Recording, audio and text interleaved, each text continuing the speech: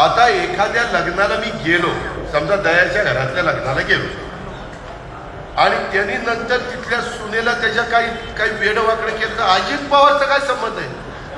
अजित पवारनी दयाला सांगितलं तू असं कर म्हणून, मला तर काय कळलं. मी घडल्या पिंपरी चिंचवडला विचारा, त्याला म्हणलं कुणी का असं ना ऍक्शन घे.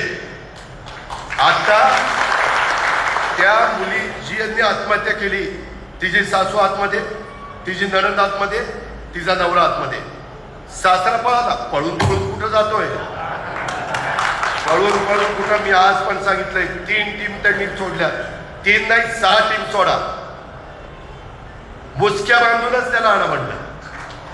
पण ते टीव्हीचे चॅनल अजित पवार, अरे माझा काय संबंध आहे? आम्ही राजकीय क्षेत्रातले लोक उद्या सुनीलच्या घरात लग्न निघालं, किशोराच्या घरात लग्न निघालं, प्रेमापोटी बोलत तर जावं लागतं. जेपी नाही गेलं तरी माणूस रुसते. त्याच्यावर शक्य असेल तेवढं आम्ही करतो ना.